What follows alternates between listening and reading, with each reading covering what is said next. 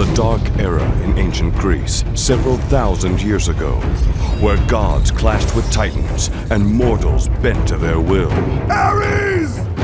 Destroy my enemies, and my life is yours. It was also a time when a ruthless and skilled Spartan captain rose to power by spreading terror and brutality throughout the villages of Athens. Burn this village! Burn it to the ground! With his lust for victory, and through a devilish pact with the god of war, Ares, he found himself seeking vengeance against the very gods who have given him his unyielding power. Ares! Athena! You conspire against me? You will pay for this, Zeus. Be certain of that. Thus was born the story of Kratos, conceived not in the ancient chronicles of Greek mythology, but in 2004 in a revolutionary game development studio in California. With director David Jaffe at the helm, the team at Santa Monica Studios created what some have deemed one of the greatest games ever made. It's a great game to allow you just to pick up and unleash your dark side and just go nuts. Released in 2005, God of War sold millions of copies and garnered numerous awards and heaps of critical acclaim. A legend was spawned, whose story was carried across several epic sequels that have met similar sprawling success.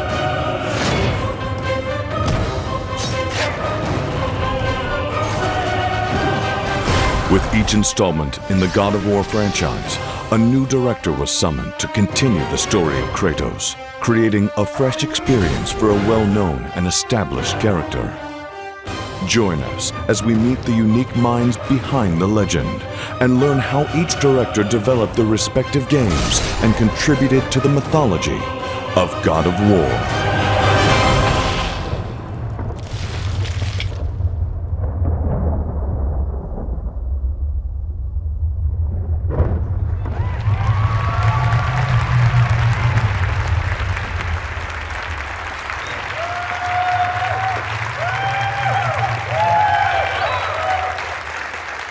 Welcome, everyone. We have some Kratos fanboys here, I assume? Nice. God of War revolutionized the gaming industry with its epic storytelling, jaw-dropping action sequences, and a compelling cast of gods and goddesses, not to mention a quick and brutal lesson on Greek mythology.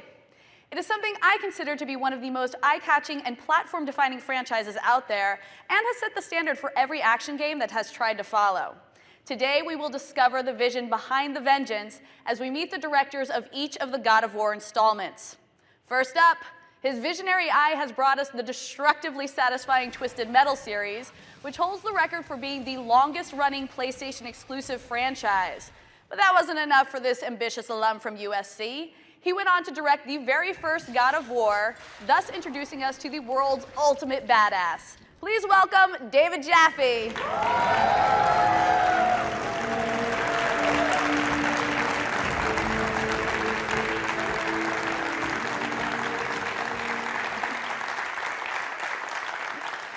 Next, as animation director of the first God of War, his talented team brought Kratos to life in groundbreaking graphical glory. On God of War 2, he expanded the story of Kratos, deepening the saga and turning it into a legend. Please welcome Cory Barlog.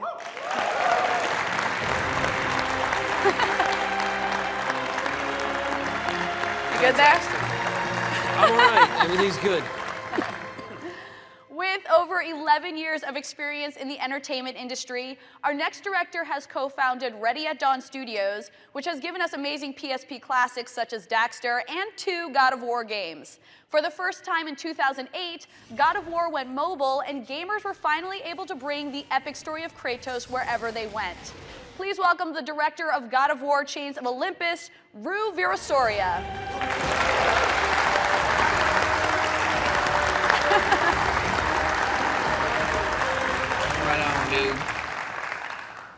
As lead environment artist for the first God of War, our next guest helped establish the world that Kratos would inhabit. He stepped up to become the director of one of the greatest and most legendary games ever created for the PlayStation 3. Please welcome Stig Asmussen.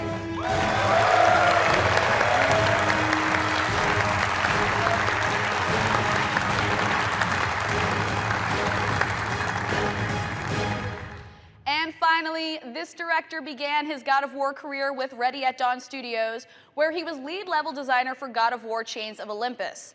This year, he is tasked with leading the entire team and helming one of the most anticipated games for the PSP. Please welcome Dana Jan.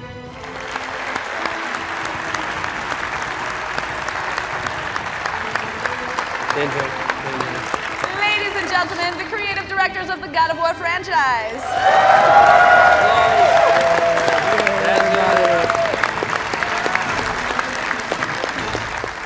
Okay, so guys, I have to ask, how are you feeling about this? I mean, this evening is all about you guys and these amazing games that you've created.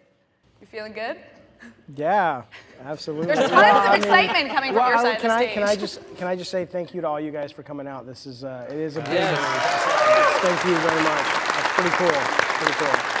So I'm feeling thrilled and honored and grateful. Yeah. You guys all had a Red Bull before this show. Come on. Yeah, actually, I got one right here. We still have the Muranos. Actually, I want to add too. I think it's. I mean, you guys are pretty much a testament to all the work that we do. I mean, the reason why we're here and the reason why we're doing this right now is because of the fans, and you guys make our job worth it. You know, it's fun making great games, but we do it for you guys as much as we do it for ourselves.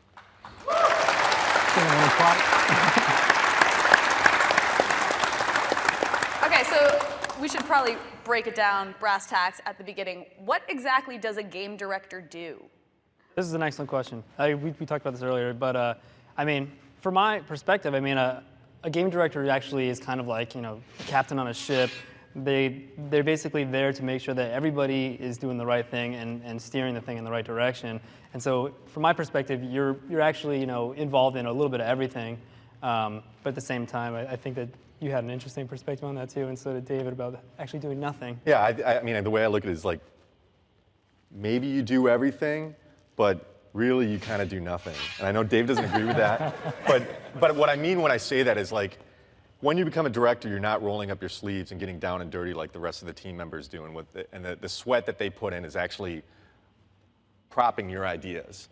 So I think a real general way you can look at it is the game director kind of is this guy that's got this vision, and very early on, he's got to be able to play the game, he or she has to be able to play the game from beginning to end in their head, very early on. Well, I mean, see see the game.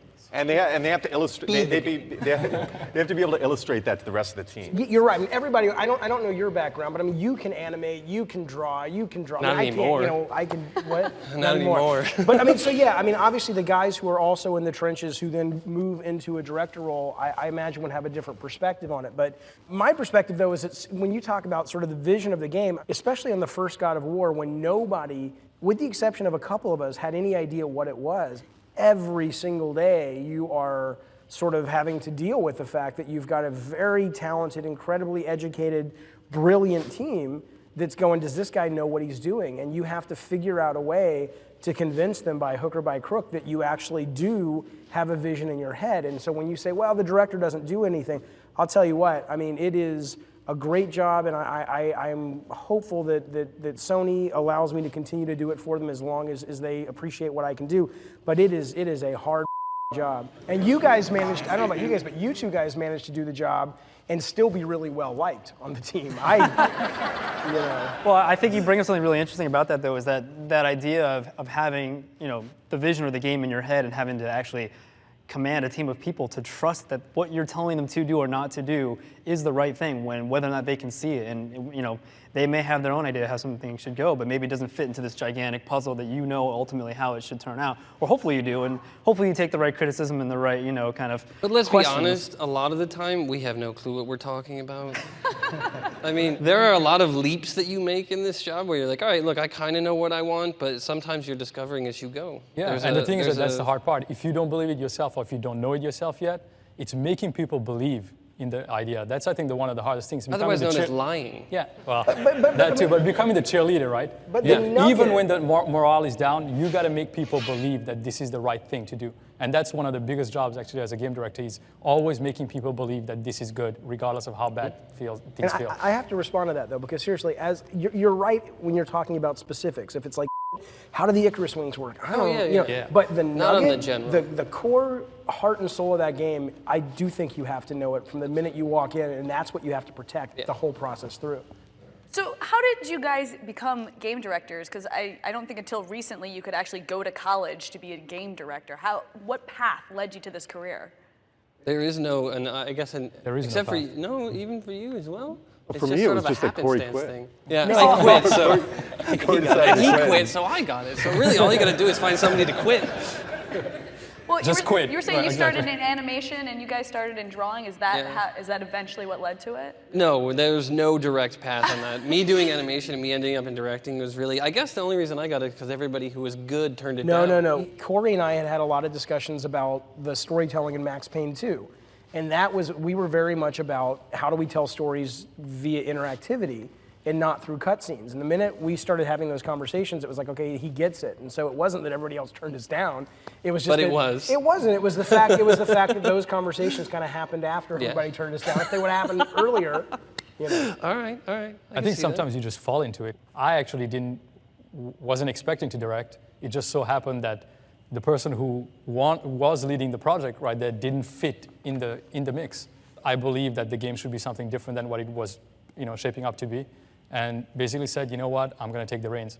And it's not so much that somebody tells you you're going to be that; it's that you become the person that the team needs. And I think that for all of us, I think it kind of is that, right? For me, it was actually kind of the opposite. I mean, after Corey left, the team is kind of deliberating and trying to decide like who was going to do it next. And I actually went into my boss's office and I named 2 people, and I wasn't one of the names. And he said, "What about you?" I'm like, "No, I gave you the 2 people I thought it should be." And then he brought me back about a week later, and he's like, "You're going to have to do it." And the thing is, the thing that really sold me is the team is really behind it. He had conducted a lot of internal interviews and everything, and that meant so much to me. And it, to be honest with you, it was a challenge. And at the time, I questioned a little bit, and now I don't question it at all. It was the greatest decision I ever made. I love it. And you know what, just to finish on that idea, when I was doing Chains of Olympus, it almost was a natural transition for Dana to do what he did. I actually asked him before we finished Chains of Olympus, as much as, it would have been cool to do a second one, I asked him one day, hey, do you want to direct the second one? You just said you didn't want to do this anymore. Yeah. Kind of like along those lines. Pass the buck. Yeah. It appears to usually happen in the most weird places. Yeah. Sort of Like, way, hey, it's in yeah. the kitchen and you're having a bagel. And someone's exactly. like, hey, you want to direct the next game? Yeah, sure, all right. But I mean, if I Over can drinks, usually. if I can kind of speak to the other end, because to me it's a coveted position. It is a position that I fought for. That frankly, when I started at Sony, there weren't even designers.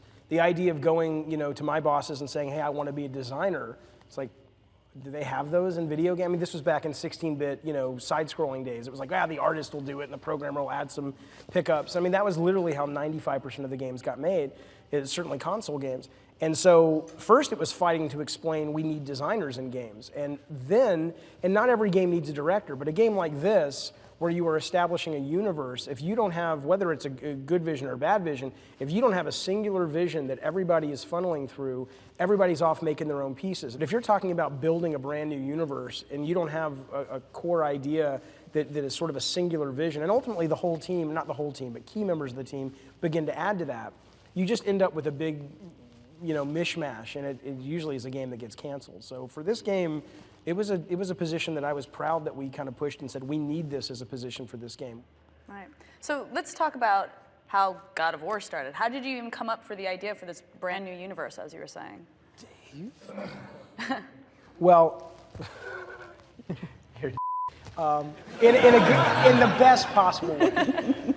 That even sounds not good. But no, seriously.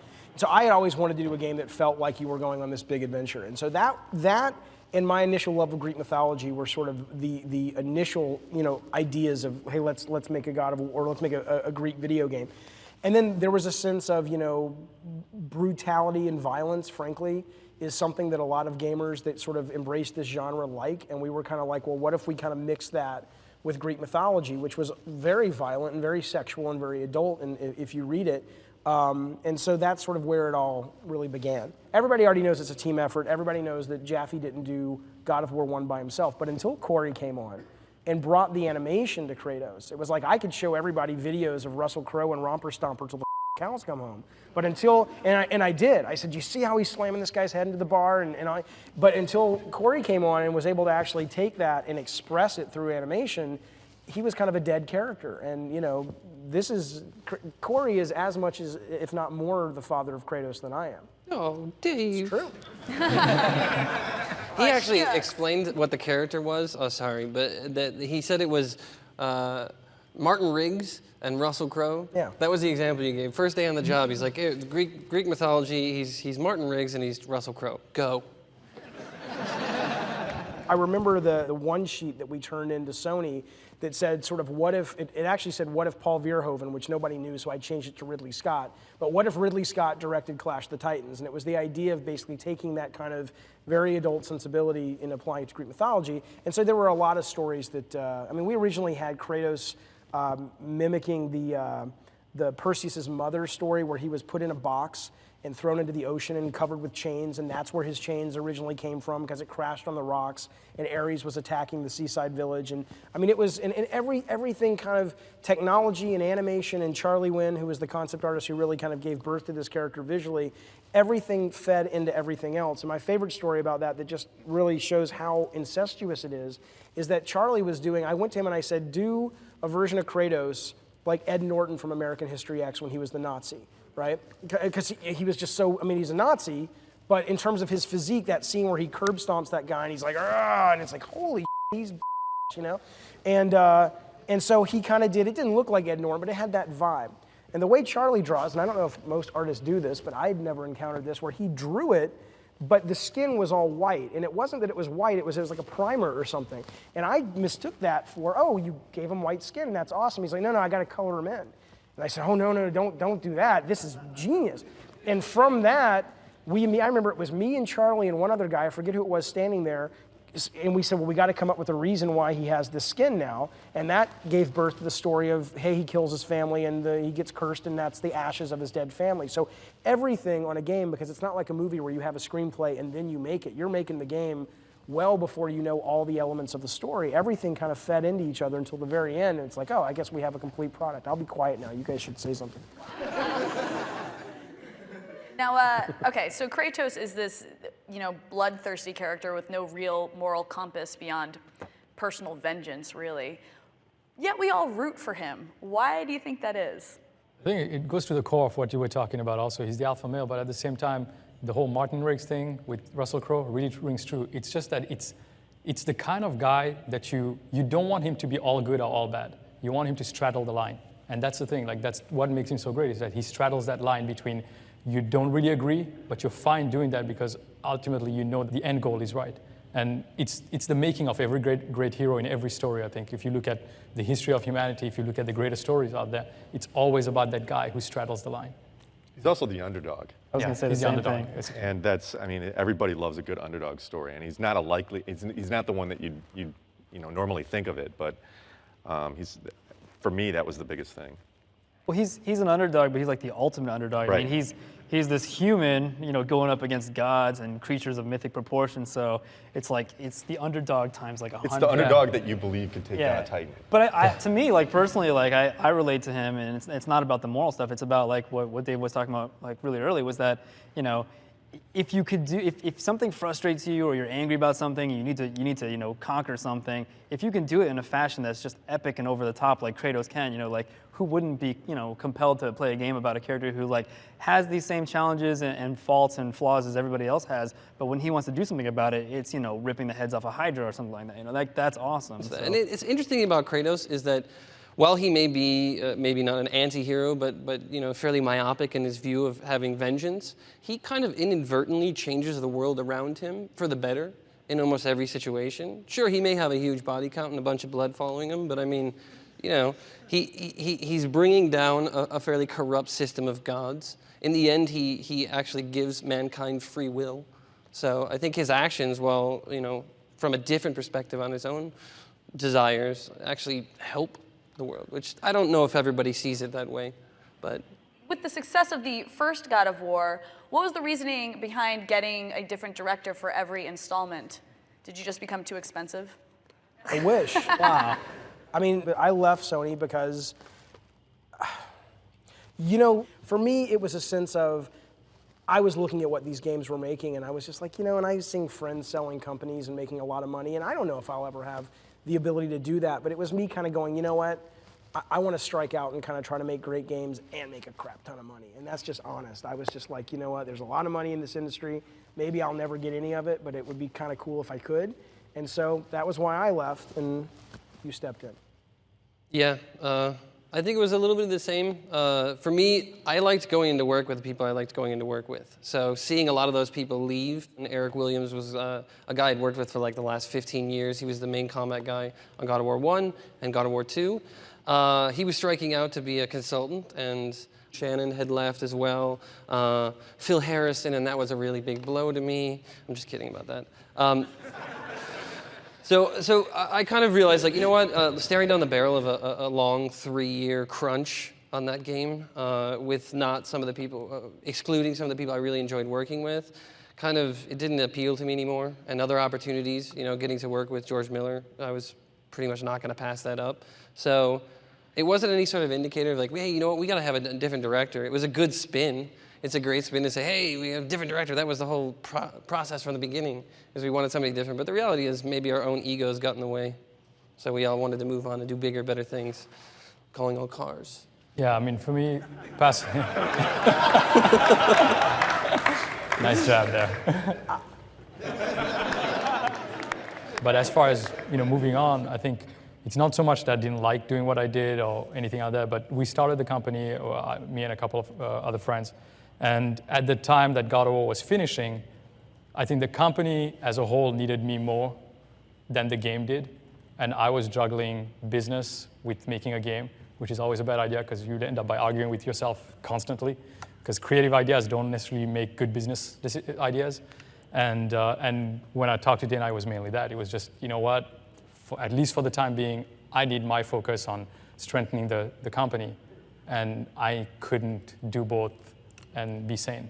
But you know what, that said, we have 5 directors, 5 games. I think that's the reason why the games work that well. I was just going to ask, why do you think having so many different directors is beneficial to the franchise? We all have our different takes. We might not agree with everything that we would do, you know, in each of the games, but that was the beauty of it, right? It's like the franchise wouldn't be what it is if not for the fact that we all brought a little bit of ourselves into the game we're making.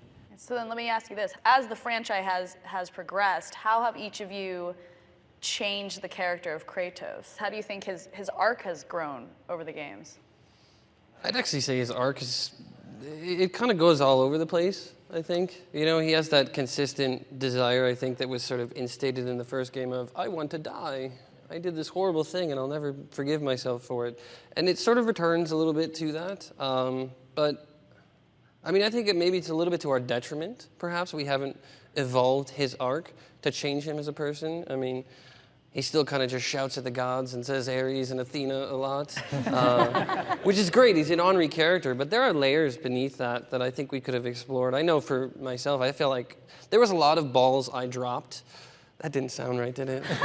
No, it didn't. I dropped the ball several times from a story perspective on that game, because I tried maybe to go a little bit wider. I wanted to really have Kratos' impact be felt throughout all of the world, throughout all of that Grecian world. So maybe a little bit too much of the overreaching aspect and not personalizing his story. That's, I think, is an exciting aspect about Ghost of Sparta, is that it really gets down to Kratos' heart, more of a personal story, rather than maybe the overreaching grand epic that I was trying to go for. You know, I think that is really a really good point. Like when we started working on that story. That I screwed up? That no, was a good point? Not that you're dropping Thank balls. you for that. You know, I dropped balls. yeah, keep those balls up. Right. But no. Okay. That, you know, when we first started talking about I can't say anything worse than you've already said. No, but that when we first started talking story on Ghost of Sparta, I mean, it's this huge story with this huge arc that, you know, one of the decisions made early on was to focus on a smaller aspect of it, right? It's like we kind of know the big picture, but let's hone in on a part of his backstory that'll connect this game to the other ones, and let's really tell it in fairly great detail so that you can get, you know, you can get a lot out of it, and you kind of feel like, oh wow, we didn't just kind of gloss over that. That was kind of an important thing, and it really does tell me a little bit about why he's so and so I think that was actually a cool choice. Maybe you dropped some balls, but I think you picked them up. Thank you. We're going back to that? Yeah, we're going back. We're done with that, though. Right. We get the reason behind the rage. So what did each of you learn from Kratos along his journey? I can tell you exactly. God of War is about a guy who, God of War 1, is about a guy who puts everything aside for his ambition for work. And he loses his wife, and he loses his kid. And, that's all I need to say about that, so. I don't even want to follow up with anything now. I don't mean to be sad. You couldn't have waited till last to see It's about putting your work ahead of your spirit. I mean, that's what that's what it was about for me. So I guess killing people solves problems is not really going to go over so well. No. You're the one who went grander and bigger. It totally can be. Right, yeah. No, I did learn something from Kratos, actually. Tell me. What you want, you should just take it. It seems really basic and really simple, but quite honestly, Kratos gets everything he wants, save for the fact that he doesn't get those horrible memories of killing his family out of his head, which was a great little whoop, pull the football away. But I really do believe there is a lot to be learned from that. Of if you want something, be consequences, be this sort of pessimistic thinking that you could talk yourself out of it, and just do it. Because if you don't do it, you won't do it. Now it's time for deep thoughts. It's very true, though. No, Very, very true. And Dana, we haven't seen your game yet, but Yeah, well, soon enough. yeah. But no, I mean, I think from a character standpoint, I think super insightful what Dave just said about the whole idea of Kratos basically forsaking the things that really matter in his life for his job. It's like war, making these games. These games are really, really hard. So who you have in the trenches with you really matters. And it's a really strong group of individuals that work together as a team to make these games. But we're all sacrificing stuff. We're all making choices every day, to make these games as epic as they are, so you guys will enjoy them. But there's a cost to all of them. So remember, when you get your $5 off at GameStop for the used copy. I'm kidding. The God of War series saw Kratos traversing worlds not often seen in video games. Let's take a look at his epic journey.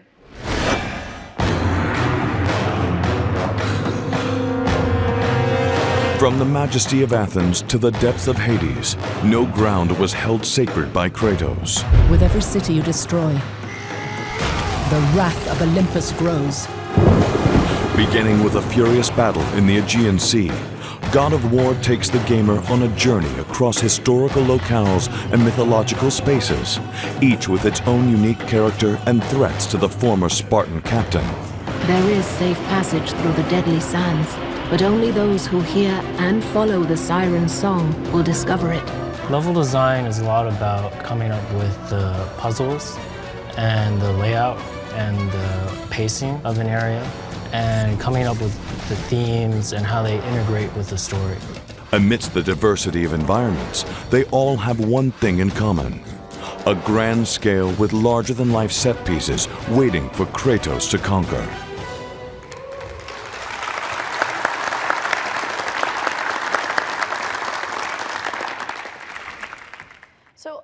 So many levels in these games are these just massive environments where Kratos is almost just this tiny little character running through it. Do you ever think there was any danger of diminishing your protagonist?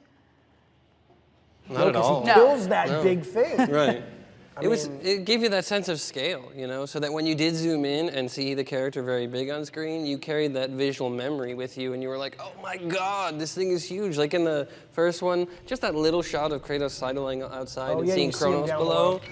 These images carry with you as the gamer, so you're remembering those later when you're not seeing it, but the implication is there. So those, I think, were a really But these guys took it to the next Yeah, I think level. I think a big part of it is the camera, what you're doing with the camera, and trying to zoom in as close to Kratos as possible. We would always try to make sure that we could get as close that we could see the edge of his blades on the screen, so that you could always see the enemies. That way that you can engage with the person you're fighting with, and then we would try to pull out as far as we could in the next shot, and then push back in, all doing it in real time. what's amazing about the stories and the games is the fact that, yeah, you might feel small, or you might feel small, visually to that, but the fact that you change the world. This game, you don't just live in this world. Kratos changes this world as the games go on. And being able to change something that's that big is one of the reasons why this game is so epic. And it also makes him feel so much bigger. It's not just about the scene and the scale of the scene, but it's the distance of the journey. And he basically, in God of War 2, I think, does the best job of that of any of the games. I mean, he goes on this journey to the edge of the earth. And this one guy did this. He got on Pegasus and he flew across the ocean. And he goes under the world and he fights Atlas. And remembering that stuff when you're playing the game and kind of compiling all the stuff that you did in the last 10, 15 hours or whatever, it's like, holy shit, this guy is bigger than everything. Again, it's not really just about the size of what you're fighting. It's the repercussions that it has. When you finish that certain portion of a game or level or boss, it's what happens after that. One of the cool things about God of War 2 is just purely walking across those horses and, when you have the feeling that you're just walking in the environment, it's one thing. But then when you drag everything, out in the sea, suddenly you realize it's not about the size, it's the repercussions of what you're going to do to that. That's the important part about making games. And that's why I agree with Dave. It's like finding a different way of actually doing it. It's not just about size. It's not just about... Size doesn't matter? Yeah, well, that came out also the wrong way.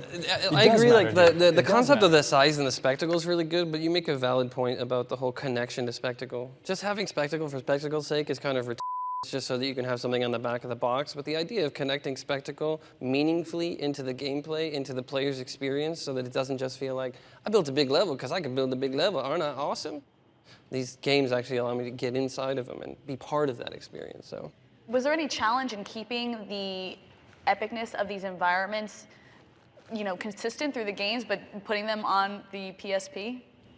Absolutely. Oh my God. It's like everything that's in your head. The one thing that we did when we developed both Chains of Olympus and Ghost of Sparta, we didn't think of them as PSP games. As a matter of fact, I think at the very beginning, when we first talked PSP games, the idea was to turn around. It should be like a 2D side scroller. It should be Kratos, swinging his blade, 2D side scroller, climbing, not really a God of War game. And we had to push and we had to go, you know what? No, we need to replicate everything about God of War on this platform. It's all good when you say that to somebody and you go like, we're gonna do it. And then you gotta deliver and everybody's looking at you like waiting for you to do that. And yes, in your head, in concept art, in just creating the worlds, it all works. As soon as you gotta get it in there, it's like, literally it's like shoving this big thing in this little hole and you're just going like, I can't do it. And every single time, I know. Sorry. I saw that. Because you should have a button like Dr. Evil and anybody who makes a reference, boop. And so, you know what? We'd be the only ones left so far. That's all I'm saying. You're making up for it, Jaffe. What's that? I said you're making up for it. Yeah, No. So much class. All right, Olivia. All right. Oh, snap. I think there were a lot of things we didn't even consider early on that actually made a big difference. Was like God of War, until the time we'd done Chains of Olympus, already existed on like a 4:3 aspect ratio on a regular TV. So there was a lot of vertical real estate we didn't have on the PSP. I mean, it's a 16:9 display. And so having a character who has aerial combat, like he's constantly jumping off the screen, So we kind of picked a camera distance that felt fairly safe so you could see him, you could see the action. And we're like, okay, let's kind of leave that alone and see if we can get everything to work. And it does. And then we followed the playbook essentially of, these epic, big grand scale shots. We put them in there. And I think with all those things, they kind of work together and it still feels like God of War. And then when we went to make Ghost of Sparta, we're like, okay, let's try like to be even more cinematic about it. Let's keep the camera out and let's let him get kind of small. And playing off of these things that you were talking about in the character design, like he's got this ashen skin. He pops on screen. He's got these chains that glow and he's whipping around. They're way bigger than he's ever gonna be. So if you show him really close up, even on the PSP, and he fills most of the screen, and then you pull out because a giant monster just came out of the ocean, and he gets really tiny, it's okay because so long as he's still readable and he lights, it's gonna work and it's gonna still feel epic. And I think even on the handheld, people are just gonna be surprised that it still works. Yeah, you just gotta hope that your PSP doesn't blow up or something like that. Seriously. All right, so Dana, let's talk a little bit about Ghost of Sparta because we actually get to delve into the lost city of Atlantis in this, which is something we all know and yet we know nothing about it. So what kind of research went into developing this? I mean, we kind of looked into some of the ways that people had thought, Atlantis had sunk. We were like, where could it possibly be? We looked at locations. We actually looked at some of the work that had been done previously for God of War on Atlantis. Like apparently Atlantis was a place that was slated to be in, what is it, one or two games? Two games now. No, in God of War 2. Oh, just in God of War 2? Okay, in God of War 2 even. And there was some fantastic concept art that was done for that game, and we're like, oh, you know, they had already some ideas. So we looked into all that, we kind of factored that in, and then we started having a little bit of fun with it, as God of War seems to do with everything. We were like, well, you know, if there's a city of Atlantis, what better way for it to disappear than, you know, having your main character be responsible for the end of it. Nice. The strength of a protagonist is defined largely by the antagonist standing in his way, and with God of War, there was no shortage of gods, mortals, or monsters attempting to stop Kratos on his path of vengeance. So here's a look at the villains of God of War. Ares, you will die for what you did that night. If vengeance is the central theme of God of War, then those at the receiving end of Kratos' revenge must tremble at the mere reputation of the mighty Spartan. Yet the villains standing in the path of Kratos definitely hold their ground against him, as they themselves are extraordinary forces to reckon with. From legends such as Hercules to gods like Ares, each posed a formidable threat to the Spartans' path of vengeance, all leading to the ultimate villain himself, the king of the gods, Zeus. They have so much history, and that history kind of unfolds in the horrible things that they do to each other. I will tolerate your insolence no more!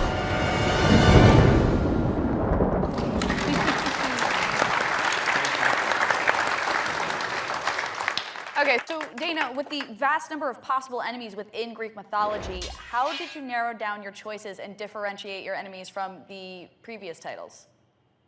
I'm gonna let everybody in a little secret. I've seen this drawing that David did, and I don't know if he knows that anybody else has even seen this thing, of the cast of God of War monsters. It's like a napkin drawing. It's like on the board. Like Do you it has a remember that? Gorgon on it, Cyclops, and that's it. That's all the characters you need. It's this bestiary of animals drawn on a napkin. No, I mean, there's a lot of good creatures out there. There's a lot of good characters in mythology. So it's that notion again of what do people expect out of mythology. So we obviously pick those A characters that maybe people have already seen already in the previous games, but we kind of put a new spin on them. We try to redesign them, not just because we want to be clever, but because we feel like if they don't offer something new each time you play these games, then you're just going to get bored of them. So we went back and we actually looked at our entire cast of characters that we used for Chains of Olympus. And I think even though we may have only brought over like 5 characters from the last game, we redid them all. And then obviously we added all new characters to the cast as well, which we're not going to divulge all of them. But you know, everything is fresh. We try to look at it and go, how can we make this guy better? All right, Stig, I want you to answer this question last. So the other 4 of you, why do you think Kratos kills himself? That's a good question. I mean, to me, it's like at the end of 3, when Athena is demanding back her power, you know, it's obviously like he's basically deciding that he's done being manipulated. Like what Corey was saying, you know, it's like everybody's been just taking him on this ride and they're all lying to him and nobody's made his situation any better. And so I think he realizes at the end that if he can't save himself, that maybe he's just going to do a solid for humanity. So he's going to deny her that ability and by effect allowing mankind to basically, you know, take it up for themselves. And so I think it's this cool kind of, I'll sacrifice myself for the greater good. Well, I don't know. One of the things that I think rings true in the series and in all games is that at one point or the other, I think Kratos knows himself, even though, you know, Athena tells him and all that stuff, it almost seems like he knows that he'll never forgive himself. He won't. From the moment that that moment happens, you know, with killing his family, killing his daughter, it's something he can never get back. He seeks it. He wants redemption. He wants forgiveness. Actually, he wants to forget more than he wants, you know, forgiveness. And at one point or the other, I mean, we've explored it in our stories on a more personal level. He can't. It's just that he's doomed. He is, forever doomed. And I think, like, you know, what you see actually in him killing himself is really the fact that he can't forgive himself. He'll never will. Corey or David, do you have anything to add? You go first. Well, I mean, there's the smarmy answer. The smarmy answer is death in God of War is pretty cheap. He's already been dead a couple of times and crawled his way back out. So at this point, it's kind of like just taking a flight, somewhere. But from a story standpoint, I mean, God of War, the entire God of War story opens with him trying to kill himself. He clearly doesn't really care about dying, and once he's done what he came to do, which was get his revenge, maybe there's a sense of now I can finally go be with my wife and kid who are dead, and so maybe it was to be with them. I mean, I think the ending of 3, was intentionally ambiguous. I mean, correct? I mean, I can't say I entirely understood the intent behind it. I got on Facebook immediately. It was like Pappy, who is the lead designer on 3. I'm like, what is this? Not in a bad way, but like explain to me what I'm, So I mean, it was a good ambiguousness, but for me, I kind of took it like he wanted to be with his wife and kid. He did what he came to do. And if Athena ends up kind of not getting what she wants and mankind gets what they want or what they ultimately have in the process, great. But he's basically done. I think Kratos is kind of an accidentally altruistic character. I don't think that he has ever an intent. He never has intent to be altruistic. He never has intent to help mankind. So it was a little bit of a struggle for me to see that he's doing something to help mankind, making a conscious decision. It feels very awkward for him as a character. As far as why he killed himself, honestly, you kind of said it. Death means nothing in this world. You crawl out of Hades, and there's a whole life that goes on after you die. So you kind of get caught in this little loop of like, okay, he killed himself, but then he's going to still have to live with the fact that he killed his wife and child just in another location, and he won't really be able to do anything except there's been a crawl therapy out. down there. I guess. Yeah. So honestly, I was a little confused by that, but I think maybe it is, like David said, it's an intentionally ambiguous concept at the end. I would say he did it for ratings. Isn't that true of anything in Hollywood? Yeah. All right, so Stig, give us our answer. Did he did it for ratings. He did it for ratings? Yeah. Good job. Yes, I got it right. You know what? Everybody was pretty much right. Corey's right. Kratos didn't do it for mankind. That was kind of a byproduct of him getting what he really wanted. And all he ever wanted was to die and be back with his family, hopefully. I mean, who knows where they are right now. But everything has changed, and maybe that's the only thing that he's got left. I mean, he's a pretty selfish guy, and I don't know if he really wants to be with his family for any good reasons other than to kind of say that he righted the wrong that he did to himself. So. And to them. Right, exactly. But I mean, I don't even know if it really mattered to him what happened to them as much as what he did to himself by killing them. He's a very selfish guy.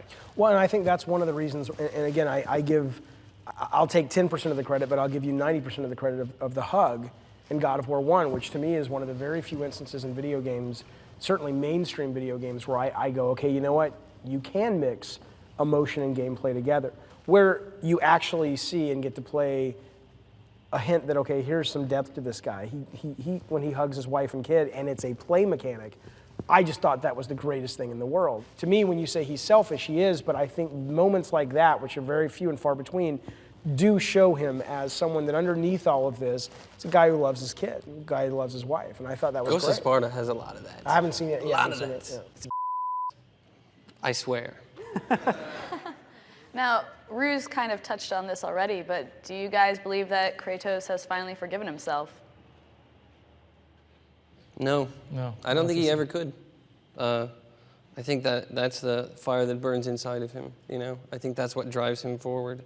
And I honestly think if he went to Elysium and saw his family, I personally don't feel that he could face them. Well, I think it's cool too that if he's such a vengeful character that it's even like an internal vengeance. He won't forgive anybody who's wronged him, including himself. So if he's gonna kill himself, that doesn't seem like someone who's forgiven themselves. You would probably be like, okay, I forgive what I've done. I'm gonna live with it, and I've come to terms with it. Stig, was there ever a moment where you wanted to answer that question while directing the game? Well, I think there's a whole gameplay sequence where we do that right before we go into the first-person kill with Zeus. I mean, you walk through his steps and he finds his wife and daughter, and then he finds Athena, and he basically comes to terms to a certain extent with himself, but does it mean that he forgives himself ultimately? I think that's still in question. I mean, there's more things that we could do with it, and I don't really want to get into that right now because maybe potentially that's something we might see in the future. That sounds like there's a sequel coming.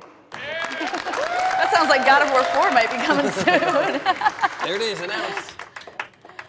Key to his battle with Zeus is the Blade of Olympus, a massive sword that is somewhat of a reoccurring character itself.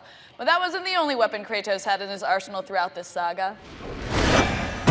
When we were designing the main character, it was how do you put a guy on a box cover that people are going to immediately know who he is? It was all about the weapon.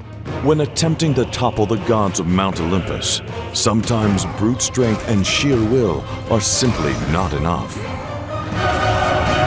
You have learned to use the Blades of Chaos well, but they alone will not carry you to the end of your task. As such, Kratos encounters a plethora of unique weapons to use, some earned, These are the Blades of Exile. They will help guide you on your journey to the flame. while some taken. Either given by a god or taken from an enemy, each of Kratos' weapons leaves him more equipped on his journey of vengeance. The game's designed around you having to beat the crap out of lots of guys. So when it's you and one other guy, man, he's done for.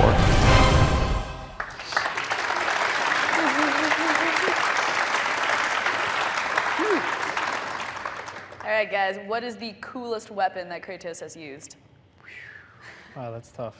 The blades. The blades of chaos, yeah. I mean, that's definitely probably the right answer, obviously. I like the bow. First, when I started playing God of War 2 with the bow in it, that felt just right because now you've got this extension, this like kind of projectile thing, and then we took it a little bit further in God of War 3. But I'd say for me, hands down, it's probably the bow, just because you can whip it out at any time. You can light guys on fire, like groups of guys, and it's. There we go again. There we go. Beep! See, I didn't even But know that time. I think it allows a nice kind of wild card to be thrown into the battle, and yeah, it's sweet. There was a moment, I think, I had taken a trip over to Santa Monica, and you guys were not done with God of War 3 yet, but you were showing me like a little test level, and you guys had like the Blade of Olympus all decked out there, and I was like, oh my God, the Blade of Olympus is so like, obviously, I think the blades first and foremost are the best weapon in the game, but that thing, it's cool because it looks like it belongs to somebody important. I think that was one of the things that I always thought was really clever about God of War, was that a weapon is a weapon, but at the same time, like, it should also be a character too. When I look at the Blade Olympus and it has like all those people on it, and it's got that crazy big blood groove and it glows blue, I look at that thing and I go, that's just like, it inspires me to want to chop people up with it. Okay. In a good way. He's a little disturbed. There's like two categories for that too. There's the sort of iconic aspect of Kratos' blades. They're like the fedora and the whip for indie. They're very, like, Kratos is not Kratos without the blades. So I think the weapons are fantastic. As far as the gameplay usage, I actually really liked Army of Hades and Chronos Rage. I think those ones were awesome. The Fire and Forget, you could just rock a bunch of enemies with that. Those were just absolutely fun to use. But they're kind of, they blend in the background with the sort of large collection of magics and weapons that you use. So I think the blades sort of always win, hands down. Well, I think the Medusa head was the very first image I ever had of God of War. The idea of a guy going around with this and sort of using it as a weapon. I still love that, and I love the move you guys did in 3, which was kind of like the Spartan flanks, kind of everybody kind of, huddling up, and then I love that move. So. The shields. Yeah. That's awesome. So, Dana, what new weapons can we expect in Ghost of Sparta? Wow, it's a good segue into that, I guess. I guess touching on kind of what you were asking just a second ago, one of the weapons that we kind of already put out there that people have been, seeing, and you played with, I guess, at E3 probably as well, is the Arms of Sparta, which is a spear and shield combination, and that actually comes from just classic, visuals that we see Spartan warriors, wielding. We took a different approach with the secondary weapon in Chains of Olympus, because we just wanted to do something different and actually really change up the play style. I think the same is true with this weapon, the spear and shield combination we have in Ghost of Sparta, because I think we realized it's not a good idea to try to outdo the blades. The blades are just awesome. Everybody loves them. They play great. You can do cool stuff with them. They're always going to be good. The thing to do is to maybe go, what else could Kratos use that's also useful, that doesn't compete with that maybe complements it or allows you to play in a different way? So we started looking at defense, and it's like this thing where it's like, it's not really fun maybe for the average gamer to play defensively, right? Like, I don't want to be sitting there hunkering down, just blocking all day. I want to be out there mashing buttons and killing guys and just wrecking fools. So we took defense and turned it into kind of an offense. Like, so he's got this shield, and you can do offensive things with it. You can move while you're blocking. You can gain ground on guys. You can just bash the crap out of them. You can launch them in the air with it. So we took things that we know and we love that work on the blades, and we said, how can we, use those mechanics and infuse them into this weapon with new moves, and kind of take a different take on it. So I think people are going to find that while there's another layer of complexity to the Spear and Shield and Arms of Sparta, that they offer like the chance to kind of play a different way with Kratos that I think a lot of people will find there's a lot of depth to and a lot of reward in it.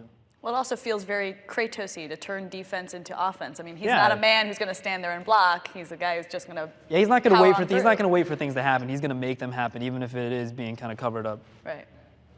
So among the many revolutionary elements introduced by the God of War series, perhaps the most compelling is the epic storyline that takes Kratos through the world of Greek mythology, all while establishing his own legend.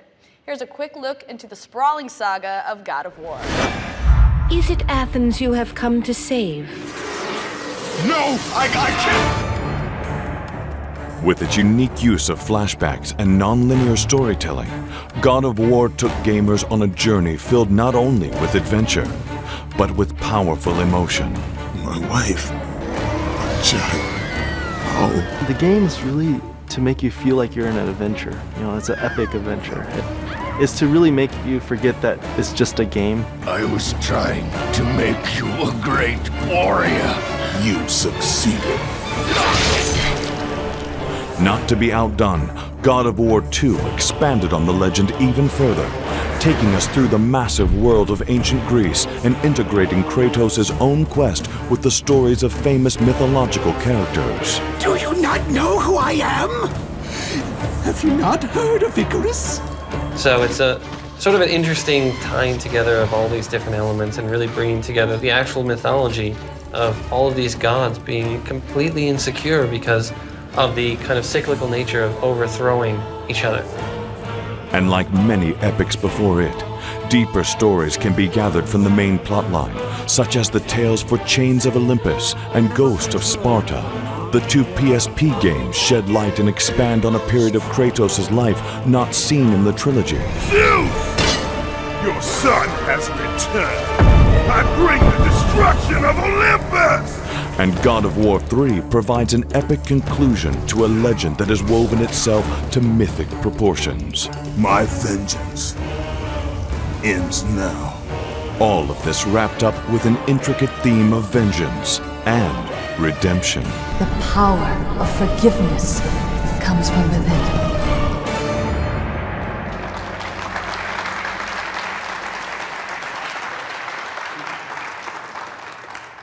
Okay, obviously when you talk about story, you always have to start at the beginning. So, David, the story in God of War was actually told mainly through flashback, which isn't very common for video games these days. So, why was that the motivation behind it? Well, I mean, I'm a big believer in opening.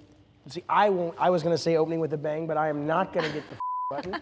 So, but I'm a big believer in that. I mean, like if you look at Indiana Jones, if you look at James Bond, the idea of opening with a suicide, was really compelling. But then obviously the question becomes, well, who is this guy and why? And so we immediately need to travel back in time a little bit to learn that. So that was the initial reason that we said, okay, let's tell things out of order because we need to open. I don't want to open with a tutorial. I don't want to open with learning the character and learn. You just want to get in and play, And so that was that reason. But the other reason was, a lot of times when you play video games, it may take you a day or a week or a month or longer to finish it, just depending on the length of the game and what's going on in your life. And so you tend to forget a lot of the details. And so it was important that the core through line was very simple. It was Raiders of the Lost Ark in Greek mythology. Go get the box. The Ark was Pandora's box. And even if you had, spent 6 months away from God of War because another game came out or you got busy with other things, that was a pretty simple thing to kind of hang your brain on. I know what this is about. So I didn't want to complicate that through line for that very reason. And then the question was that if that's all you do, you end up with a story that is flat. There's nowhere to go with it. And so the idea behind the flashbacks were that we could still travel that very simple core story, but for people who wanted more, we had these flashbacks that allowed players to learn more and get more of his story. And if you played it all within a weekend or something where you could kind of actually take the whole thing in, ideally it would have been a satisfying experience, and clearly for a lot of people it was, but that's the reason we chose the flashbacks. So, Stig, you had the honor of actually ending the story, ending the trilogy, but if the rest of you had your way, how would it have ended? I've read some interesting stories on Wikipedia, so I'm actually really interested. Well, I mean, look, Corey and I can't speak to where his head is today, but we had a story mapped out that I desperately pleaded with Stig. I remember sitting on the floor of my house in San Diego, you. When we had that phone call. And, and again, as I've said, and I'll say it again here, I think God of War 3 is definitely one of the best games that's come out this year, and I thought it was just an absolute blast. So you guys, I mean, obviously you're always going to have your own way of what you would have done, and I abdicated that seat a long time ago, and so I have no issues at all. I thought they did a brilliant job, but we had worked out a different story and a different ending that I still think would have been cool. And I've talked about it in the press before, and so it's not like a secret or anything. Can you elaborate a little here? No, he's talked about it in the press before. The high level was, and jump in on the stuff I've forgotten, but the high level was basically you kill Zeus in the first couple of minutes of God of War 3. There's a vacuum in Greek. There's a vacuum on Earth because the Greek mythology religion is in shambles. The other religions and gods rush in, Norse mythology, Egyptian mythology, to kind of take over that place now that Zeus is no longer a power. And it really becomes sort of a mashup of Greek and Egyptian and Norse mythology, where Kratos kind of gets to journey to all these other locations. And it kind of sounds like a toy, but you'd have like Egyptian Kratos and Norse Kratos, and he kills Thor and takes the hammer. And I always love the idea that the reason we have the Sphinx in Egypt is he has used the Medusa head to freeze this creature out in the desert, which ultimately ends up being what the Sphinx is. But ultimately, he ends up getting all the gods to fight amongst themselves, thus ignoring man on Earth. And the way Kratos realizes that you kill gods with finality is that you get people to stop believing in them. So as the gods have ignored man, man begins to turn away from the gods, and that's how Kratos kills all of the gods. And now with all of the gods dead, he uses the blades of chaos. We were going to use the 6-axis, and you were just slitting your wrist, and that's how he dies. And the last scene is like sawing a log. The last scene would have basically been two things. There was two epilogues. One was the controllable wise men going towards the North Star, indicating that even with all that Kratos has done, man always needs something to believe in, something to aspire to, and it was the beginning of the rise of the new gods that we have today, and a lot of people would say are also on their way out. And then there was a second epilogue. Controversial. There was a second epilogue where ultimately what happened to Kratos, and we had talked about, I know it's been attributed to different people, but the ultimate idea was that the blades of chaos were ultimately melted down to become the Grim Reaper's scythe, and Kratos becomes the Grim Reaper. And that was the ultimate way, correct, that we had planned on ending the whole God of War. That was the way you planned on ending well, it. Come on, it was in God of War 2 No, we had talks. What I was setting up in 2 was this idea that Athena had died and was the first person in the pantheon of gods to actually have a selfless act, to die from a selfless act. So she had kind of ascended to this higher level. And then at first she's somewhat altruistic and being like, hey, wow, okay, I did pretty good. But then she starts to realize, wait a minute, I can actually affect the rest of the world. I don't want anybody else to get up here. I want to, and this is where I was kind of moving towards the monotheism Passover, was the idea of the one true God. She wanted to become the one true God. So she uses Kratos as like this earthly vessel to enact her plan. Whether she admitted it in the third game or if it would continue on past that, it always kind of, for me, felt like everyone's betraying him, and she's the one coming with this cloak of friendship. And even throughout the entire game, she always maintains that friendship, that idea that, look, I sacrificed for you. I prevented you from killing Zeus, but I did it for a bigger reason. There was a greater cause to ensure that Olympus stayed strong. Otherwise, you wouldn't want what was going to come after that. And then she realizes what could come after that would be her in control, her in power. So instead of like Dogma, where Alanis Morissette is God, it would be like, Athena would be God. But what was great about that, though, was the weapons. It was like Kratos had the 10 Commandments, and he was like, thou shalt not kill. It was awesome. It'd be awesome. For Dana, any ideas? Or even Stig, did you have any other endings that you were toying with? Well, there's another longer ending than what we did. I mean, there's another place that we could take it and that I really wanted to do. It's something that unfortunately I thought of it too late. Like it really came to me too late, and it was one of those deals that there's no way we could have gotten it done on time. But it kind of sets the groundwork of where I kind of see the game going potentially in the future. God of War 4, people. God of War 4. While these 5 visionaries have differing views on the ultimate fate of Kratos, they can certainly agree on one thing. The God of War franchise has left an indelible mark not only on gaming history, but also among a whole culture of fans. Let's take a look at the lasting impact of this legendary franchise. My lord, Kratos! Another city is ready to fall! Soon all shall know the glory of Sparta! While God of War may have simply intended to become an action-adventure game, it has clearly struck the imaginations and psyches of millions of fans. It was excellent. It was, you know, disgusting and exciting all at the same time. Spawning a brand legacy that rivals the biggest names in pop culture. I said I think this game needs to be a defining game for this generation, and I truly believe it will be. It is no longer just a series of games. It is a phenomenon. This is one of the best things I've ever seen.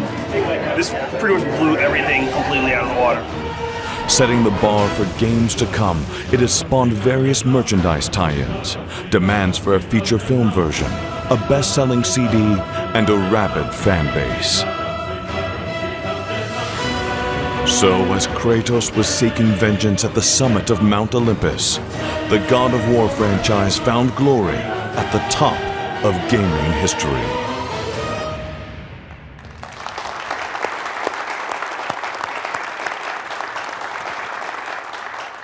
All right, so did you guys ever think the franchise was going to be as big as it is today? I mean, there were God of War Slurpees in that. That's pretty awesome. I'll tell you what, when I was playing, one of the things that when we were making God of War 1, I was always going home and playing other games, and nothing was as good as what we were making at work. And not even close. We got Game of the Show at E3 that year. Like, we're gonna get Game of the Year. And this thing is gonna people are gonna go bananas over this game. So from that point forward, I think we kind of could see that the game was gonna get huge. Slurpee cups, I don't think that's something that that we means could you ever made it, dude. Exactly. I think that what it means that there's God of War Slurpee cups is pretty awesome. The idea that the franchise has grown that big, but I kind of look at it as a mark of the apocalypse. That there's like Kratos Slurpee cups. I think that's weird. You know, like the way I look at it though is like when I was a kid and I saw the Superman glasses and I saw the Star Wars glasses, I thought that was the coolest thing in the world, and I still have some of those glasses. But they were glasses, weren't they? Yeah, they were. They were.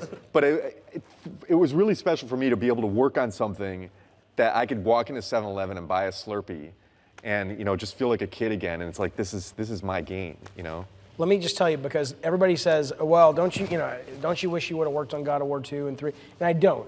My answer has never changed. I'm thrilled that I moved on, and I'm thrilled with what the team did with the game. But that was the only time I was ever jealous, is when marketing sent me the picture that you guys put up there of the Slurpees, because to sort of know that something I had a hand in had sort of, was in a position to sort of, get into sort of the popular consciousness and popular culture by things like Slurpee cups. I mean, the day after those came out, my kids had a carnival at their school, and like a spring fling or something. And I mean, granted, they're little kids and they probably shouldn't have been buying Slurpee cups with Kratos on it, but I saw kids walking around, 5th, 6th graders, just like I was walking around with my Burger King glass of Boba Fett back when Empire was out, and going, oh my God, this will be a memory for them. To me, it's not the sign of the devil. I get what you're saying, but it really is, that's freaking cool. To the point that I called my Twisted Metal marketing guy and I said, look, you better get me some Twisted Metal Slurpee cups. So, get me on that Slurpee cup now. I don't know if we'll get it, but I want me some Slurpee cups. So I think you always kind of have a feeling, especially with God of War already being established, that there's a huge fan base. And I mean, Rue and I used to work at Blizzard, so we're kind of familiar with what crazy fandom is. Yeah. But to me, that's not as kind of crazy as the little small personal interactions that I've had working on this game, where I almost got killed in a Taco Bell, I swear. I mean, yes, Yeah. I was wearing, one of the God of War shirts, the black ones with Kratos on it, where he's got the arms back like this. And this guy with Coke bottle glasses, and I kid you not, a Discman with an Aerosmith sticker on it. Sweet. I mean, a Discman. This is like this here, a Discman. He looks me up and down, and he walks over to me really creepily, and I'm like, is he gonna shank me? Like, what's going on? And he points to me, and just like this. I'm like, what is it? He goes, this shirt. Where did you get this shirt? And I was like, whoa, okay, oh my God. And then he sounds like a bad guy in a kung fu. No, seriously, he had like this die-hard accent. It was awesome.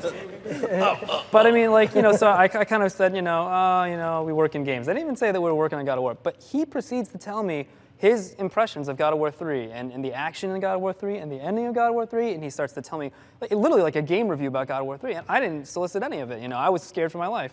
But he held me captive for about 10 minutes, in Taco Bell, telling me about God of War, and he was just a fan, So he loves the game, and there's so many people out there who are like that. So these little stories that we have to tell about this stuff, they're so meaningful, and they stay with you. It really does give you a sense of what you're doing touches people, even if it's only for, a few hours, it means something to them, and they really enjoy it, and they want more of it, and they appreciate what you're doing. So, it's a big thing, and I think all of us are very lucky to be a part of it as well. So, beyond me starting rumors for God of War 4, there is also rumors of a God of War movie, and if that was to ever happen, who would you guys like to see to play Kratos? Shia LaBeouf. Oh, man. He's in every movie now. He's so good. He's so good. I think some names have been thrown out actually before from Vin Diesel to her, but for me at least, just character-wise and somebody that comes closer to who Kratos is Jaimin Hansu. He's like Dave was saying just a little earlier, he's getting old, a little bit old, but at the same time, he's got that demeanor, he's got that physique, he's got the right just face there, the complexity and also the intensity actually when you look at his face. So definitely him. I think we need to take T.C. Carson and get him on a serious roids program, because he could definitely act the part. Yeah. But I mean, I haven't seen anybody yet. I mean, I ask the question all the time, and there's nobody that's like, yes, that's the guy right there. Well, I'll tell you two things. One is part of the problem is Kratos is intentionally not beautiful. When I remember sitting back there with. It was Charlie, and it may have been Ken Feldman, who's been the art director on all these. And we were doing his face on God of War 1, and it's like, every video game character is like a pretty boy. Let's break his nose a little bit, and let's kind of make him look like a real guy, and also not a guy who's 20. So to kind of find an actor who fits it. Now they exist, but they're not usually who the first people say when they think of it. But I will tell you, and I don't. There was an agent. Who I spoke with a few weeks ago, and she called me and she says, they just told me who's signed on to play Kratos. And first off, I was kind of like going, I didn't think we're still making a movie. I haven't heard anything about it for a long time. But so she, she's connected, and she says, and I won't tell you who it is, but she said, it's this guy. And I said, okay, that's all right. I mean, it's not, you don't hear it and go, that's perfect. But you're like, that's pretty freaking good, I will tell you the script went out about 1.5 years ago to Daniel Craig, who plays Bond, and I thought that was pretty darn good, but he turned it down. But this new person's pretty good if that actually ends up being true. So, how could you not tell us? I'll give you a hint. Let me give you a hint. A sequel to a movie that he starred in but hasn't appeared in any of the sequels just came out and bombed a few weeks ago. That's all I'll tell you. Just came out where? A few weeks ago. He starred in the original, hasn't been in any of the sequels. The last sequel just came out and crashed and burned. So that's your hint. I can't tell you who it is, but that's, But you'll probably figure it out from that one. Well, look at the movies that bombed. Someone Google this right now and let me know. Yeah. It's a little unconventional, but what about Ben Affleck? All right, so do you guys have any advice for an aspiring game director?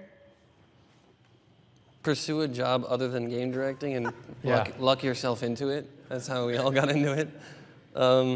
Get good at communicating verbally and through the written word with people.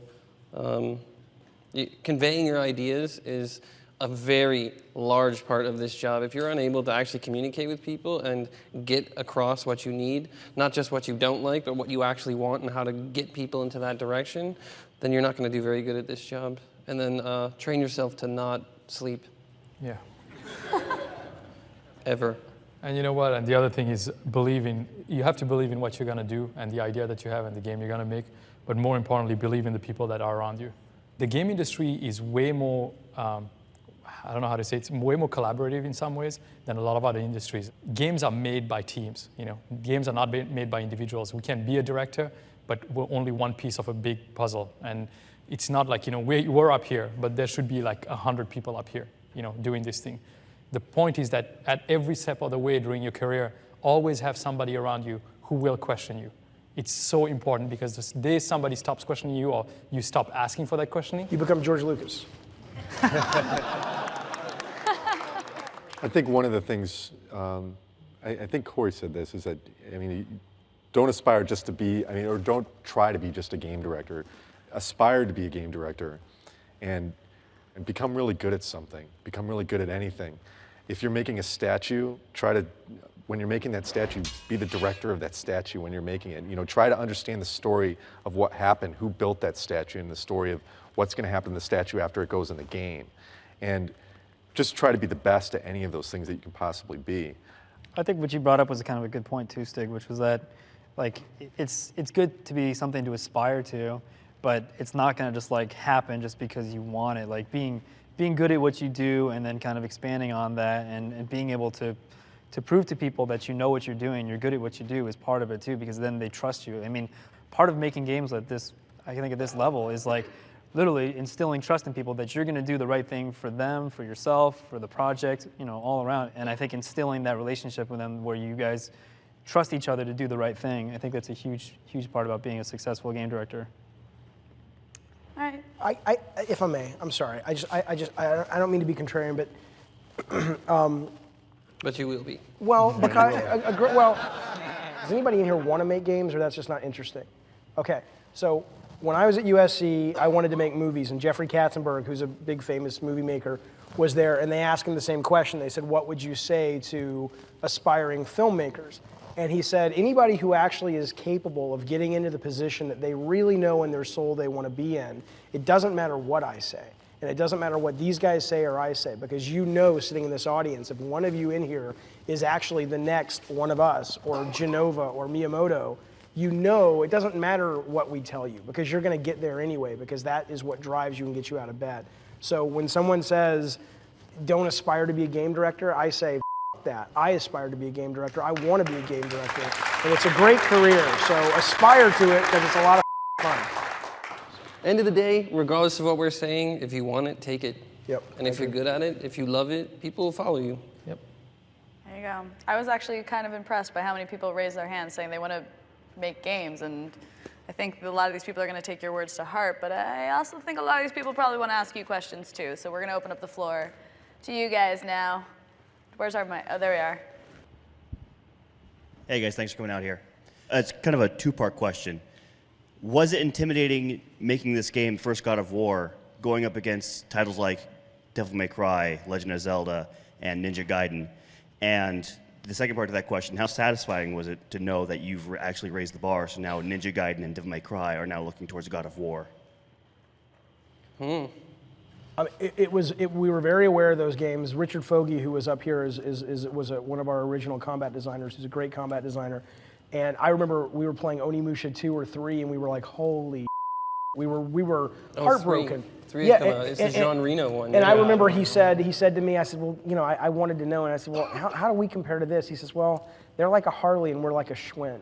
You know, because this is before we really got our stuff together. Yeah. So we were very aware of those games, and I was always worried. And I, to this day, every game I see scares the crap out of me. And I think it's healthy, but it scares the crap out of me. They were those games, and every game today is the demon that chases you.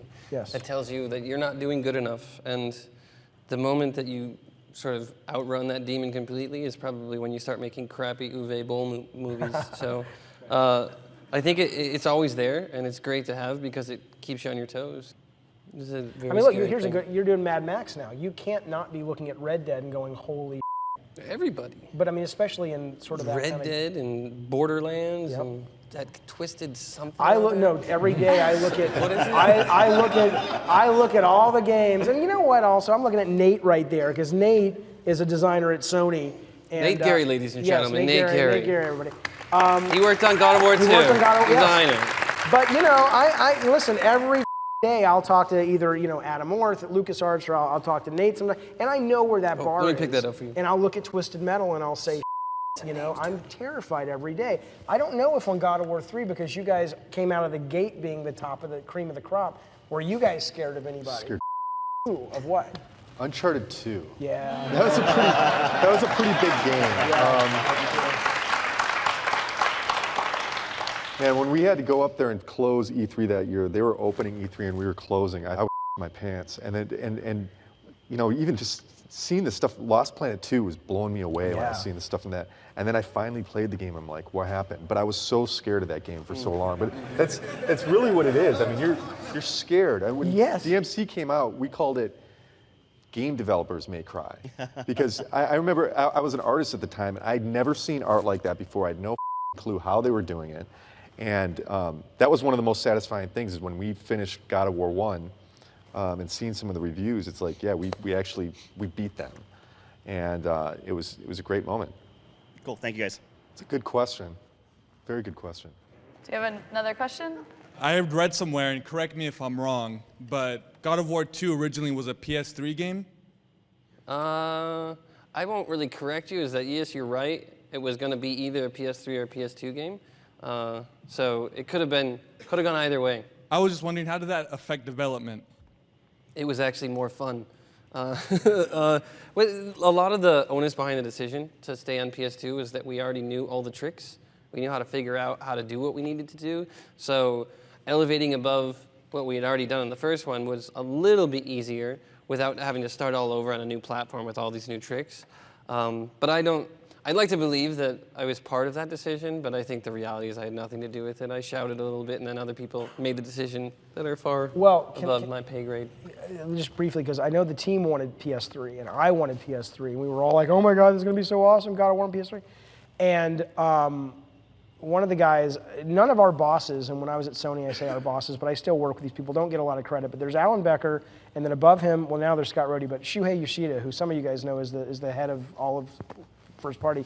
He was the guy who had the foresight to say, yeah, we know it would be awesome on PS3, but just trust me, put it on PS2. And after he said, trust me, like he was trying to convince us, he said, you're just going to do it. But ultimately, he was absolutely right, because it made a crap ton of money on PS2 because there was such a huge installed base. And it was the smartest decision, even though creatively, all of us, including Shu, probably would have loved to have seen it on PS3 sooner. So. We have time for one more question over here. Hey guys, thanks a lot for coming out here. So I was wondering, when you hear an idea that you really, really like, what gives you the sense that it could lead to a game that could hit the mass market, could really connect with a lot of people and ultimately be successful? Or maybe what gives you the sense that it should maybe remain outside of the game? I think the idea is simple, and that's what I thought was brilliant about God of War. And when I came and interviewed for the game, it was such a simple concept. Greek mythology on steroids. And that's it. And you've got a that you're playing as. And I totally got the game. And I think that the other powerful thing about that is, as a director, it becomes easier to sell the concept to everybody who's working on it as well. And potentially it's a launching board for everybody to kind of bring in new ideas, because it's something that everybody can kind of live and breathe and understand. I don't know if there's any sort of recipe or checklist to answer that. For me, it's more just like gut feeling. Taking a gut feeling, as Dave says, that you kind of go, all right, well, I really feel this. And honestly, your gut is wrong sometimes. That's the thing. You could be like, man, that's going to be so Rygar, man, it'll be awesome. But then it doesn't turn out to be awesome, and you feel kind of silly. Or calling all cars. Right, calling all cars. So yeah, the tough thing is, I think in this industry as well as all other industries, it's more like you have to pave your own way.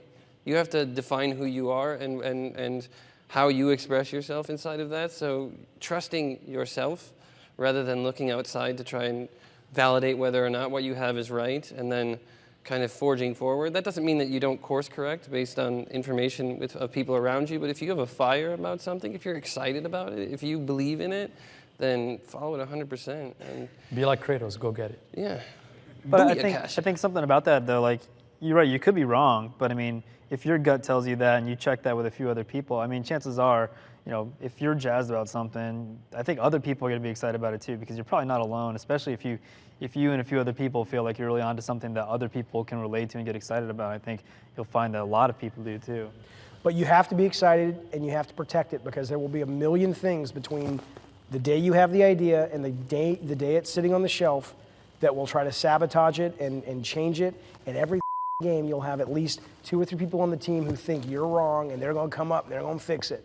And they're going to change your idea. And you got to fight that. And you got to fight marketing. I don't mean it's like these people are on your team. You want to get behind them, but every day there's something, and though you've got to believe in it, because it's gonna get popular one day and unpopular the next, and you've got to be its champion. So. Thanks a lot, guys. Thank you. Thanks. I'm sorry to say that is the end of our show.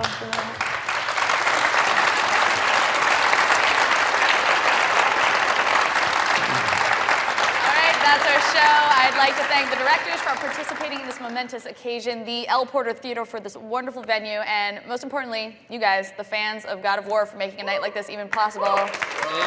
Ladies and gentlemen, the directors behind God of War. Have a good night, everyone.